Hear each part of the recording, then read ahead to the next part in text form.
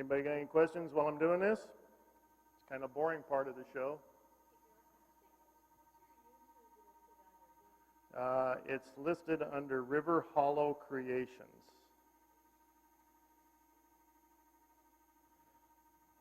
We had a house with a river, or by the river, and my shop was downstairs. We've since moved, but that's when I named the business because we were by the river. So,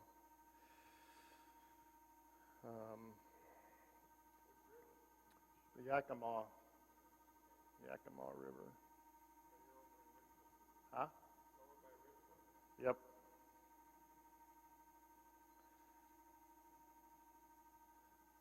I'll tell you a funny story. I had that shop, and I was downstairs. My grandgirls, I have nothing but grandgirls. I don't know what I did to God to make him mad, but I got nothing but grandgirls. I was downstairs, and I had gone to a garage sale, and I bought a bowl of fruit. You know, the old wooden fruit you used to see in the 60s and 70s. I said, I can turn something out of that. Well, they had fallen and spewed out across the floor of the shop, and my little granddaughter come down, and she says, Papa, what's all this? And I says,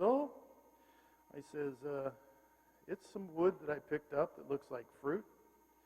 And she says, well, why is it down here? And I says, you know, with my big beard and my size, I says, well, my elves kind of were messing around and throwing them around. So like a good little sweet child she is, she picks them all up, puts them back in the bowl, and puts them on my bench. And I knew she'd be back down, so I threw them back on the floor. And she came down and she stomped her foot, and she says, Grandpa, what happened? And I says, oh, those elves. I says, they're just being, she says, did you see them do it? I said, no, I didn't see them. And so then she comes up and she says, she picks them all up. She says, I'm taking them upstairs to the living room. And I said, okay, you take them upstairs to the living room. So I ventured upstairs eventually to get some coffee or something, and I saw that she wasn't there, and they were sitting there in the bowl in the living room. So I threw them out across the living room floor. You know how grandpas are, right? And so she came back, and I heard her screaming upstairs about the elves. And to this day, she comes into my shop with a foxtail looking for elves clearing dust away. They're very cute. I don't know why I got that ridge, but we'll see if I can get it out. So was that the 500 that you just finished? That was 500 I just finished, and you can actually see it's already starting to polish up. Can you see that? You start seeing that fly a little better through that. And I'll move to the 1,000. Like I said, the finish process takes longer than anything else. But I do want to show you some stuff that I use when I put the final coat on. So now we're moving to 1,000. Go. Yeah, my old Rambler had a 3 on the tree, and every time I'd go to a stop sign, I had to get the ball-peen hammer out and knock it. Kind of reminds me of this lathe. I have to knock it.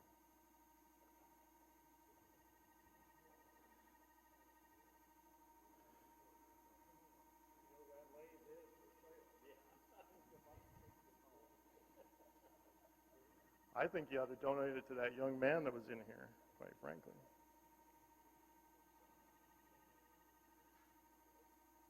I won't spend as much time on this with this grit. I just don't need to. But I do have a rough spot right there that I'm feeling and I don't like.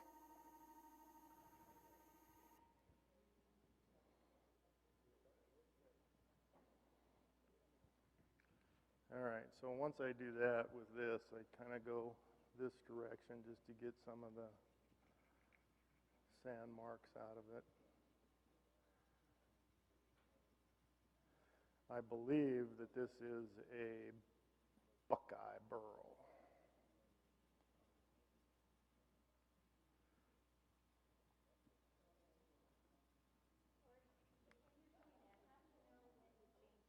I just guess, you know, it's kind of your own taste on how picky you are. I can spend hours on these things sanding, but I have learned that, yeah, I have learned that with the proper application of CA glue, it cleans up a lot of scratches. And that'll be my last thing that I do in here. I have some actually with me today. And I will tell you that sometimes I don't like the Yorkshire grit. And the reason is because it's an oil base. And if you try to put a CA glue on top of an oil base, it'll beat up just like water.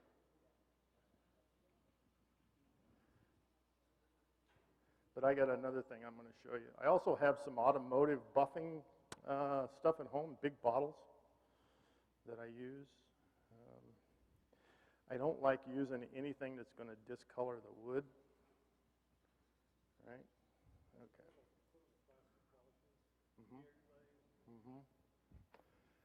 Yeah, just about anything works. It comes down to being, you know, whatever your preference is and what works for you. Oh, hear that? That means I've gotten nowhere. No, I'm just kidding. All right, now we're going to go to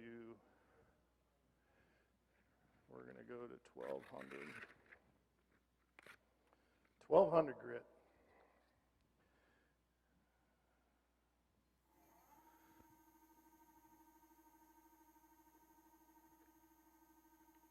Yeah, those grand girls, they got the key to my wallet. I don't know that they have anything else, but they got the key to my wallet.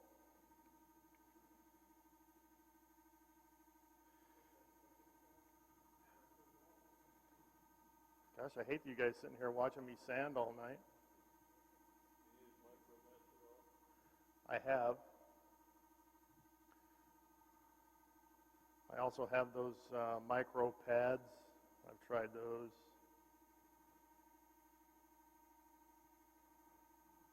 We're gonna. Yeah, you know, with the water, I haven't noticed that anything gets real hot unless I'm just putting so much pressure on it that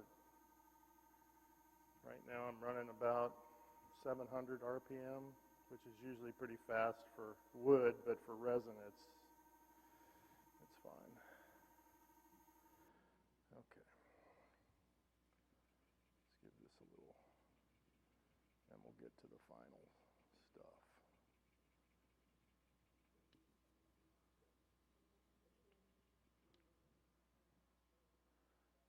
You start to see that fly in there now. All right, I'm done with the wet sanding.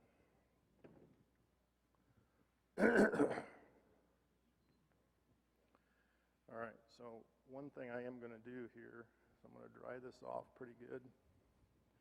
And you see how opaque that is right now?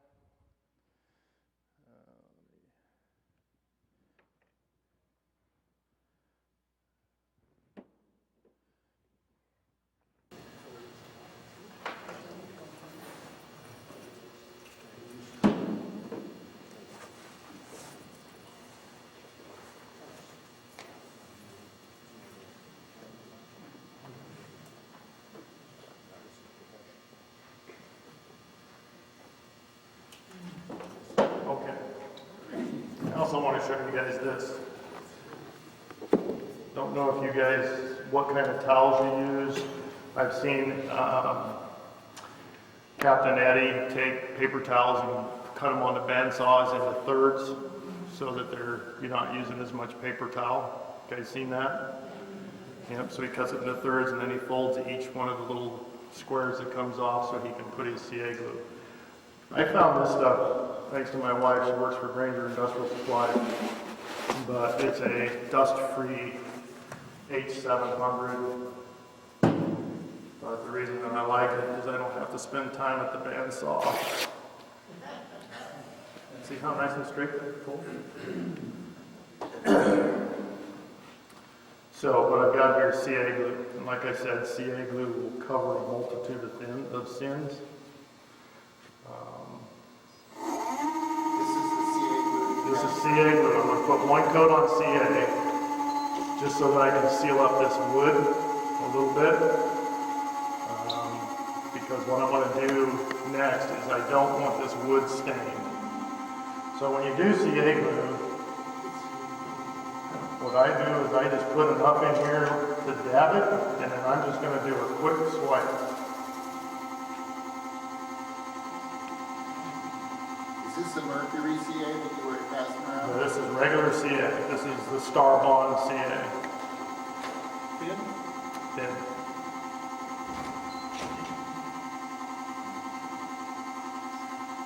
I'm going to give this one more coat. I want that wood sealed up more than I do the resin. And the thing about CA, I'm sure you all know, you want to keep moving. So that's all I'm going to do with CA, and everybody would call it finished right now, right? You see that fly in there? I don't know if you can see it up close or not. He's trying. There he goes. All right. So a lot of people would call that done, right? If you're in the resin world, it's probably not quite done where I want it yet. It's still drying a little bit. All right, any questions to this point? No? All right, so let's talk about some other finishes and getting the grids down. Once I put the CA glue on, I use a couple of things. So we talked about Yorkshire grit, right? Yorkshire grit is an oil base. It's got pumice in it.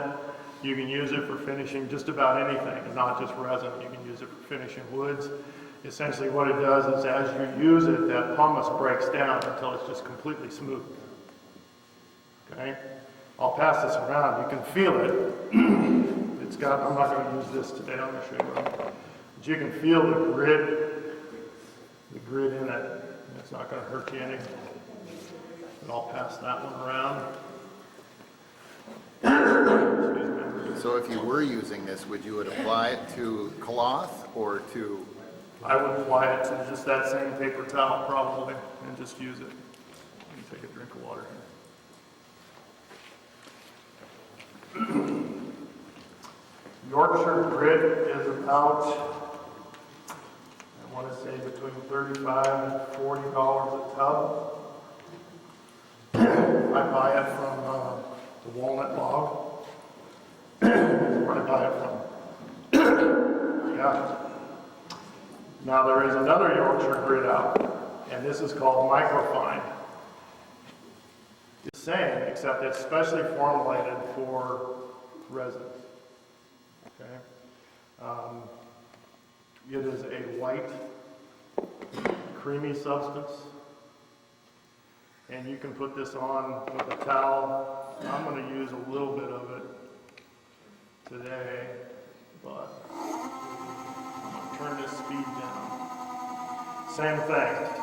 You can apply it with your finger if you want to. You can apply it with your hand. And just rub it in until that grit's all gone.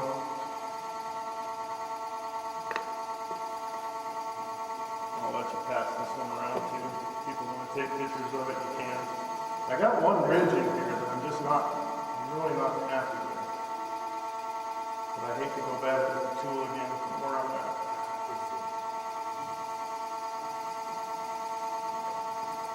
Now you can use a towel. I use my hands. Lord knows I don't get enough lotion on my hands as it is.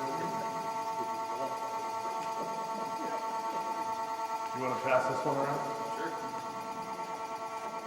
You'll see how much finer this one is when you touch it and feel it. All right. Now, I'm going to take that off.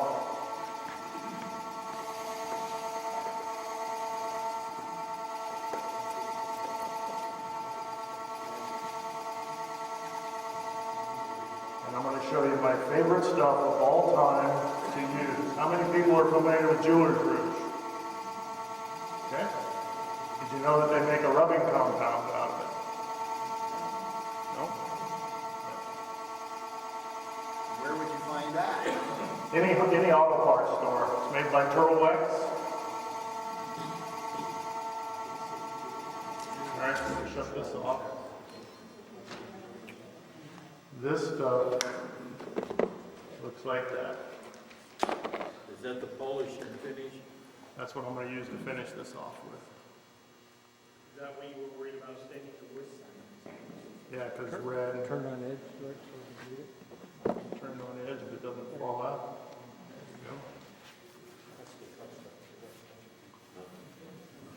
you go. All right, so I'm going to start this. I'm going to get some on my rag here, and then I'm going to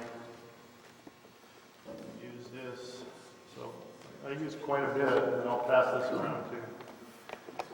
It will stain your hands, so be careful with it. Made from jeweler's rouge.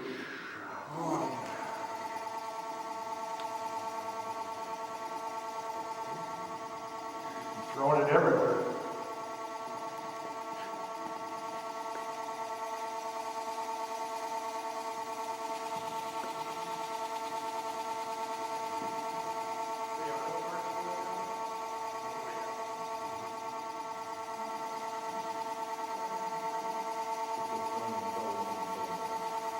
And this will really, sometimes I'll do this as my final, and then sometimes I'll do one more coat of CA glue on it. It just depends on the finish that I end up with. But really, the reason I put that CA on is I didn't want this jeweler's rouge in the wood.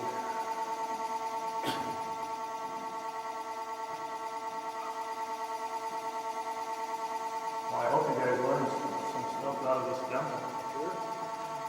All right, now, the trick to the jeweler's rouge is a little more water.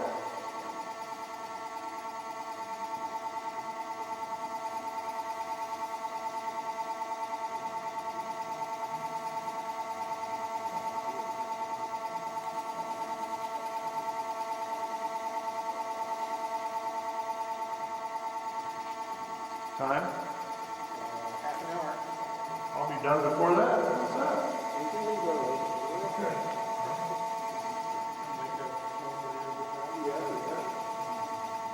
Do you have a bottle you pass around with that stopper in it? What? Do you have a bottle you pass around with the stopper in it? Yeah. Like, we can crack one, maybe. You got a lot of wineries over there. Yeah.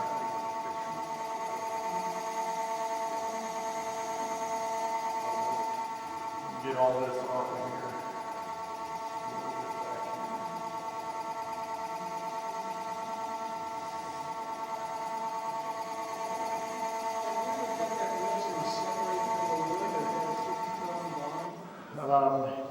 I have, and it happens more to me when I am using either ironwood or ebony. And I think it's just a reason because there's so much oil content in that wood. So if you're using woods with oil content, it won't stick. Now what you could do, and I've tried before and it's worked pretty good, is take some acetone and rub the wood down and then cast it. It seems to work pretty well. I'm going to put one more coat of CA on this and call it done. Call it done. So what winery did you do this for? The place is called Red's Fly Shop, and they have a winery down there. Yeah. That they actually, have wines right across the street. From Ellensburg Yep. to Yakima, if you go the old Canyon Road, Yep. that is where Red is. I've also been doing a lot of work with Mercer Wines. I think Pogue just bought a big winery out there.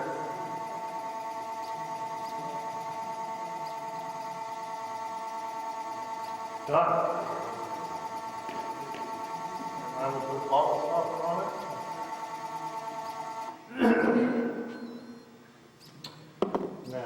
these things hold really, really tight. These little handles.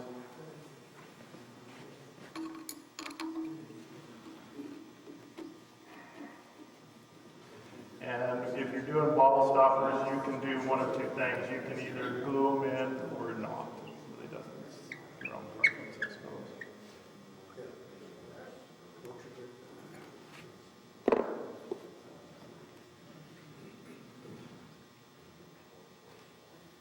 Where did you get the bottle stopper from? Stainless steel? Ruth Niles. Ruth Niles Stopper. She's online.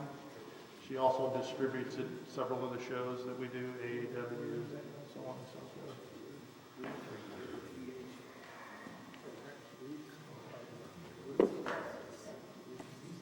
There it is. It's a little high, but it's done.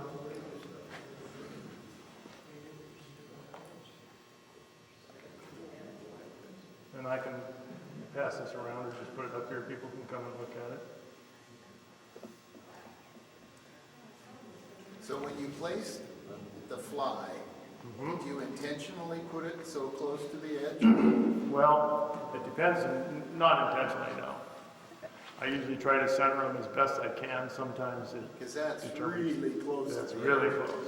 Can you move it around after you pour the resin in? Well, when I put these, In there. there's a couple of ways that I do these flies. I've learned that if you're doing a dry fly in resin, it's still going to float.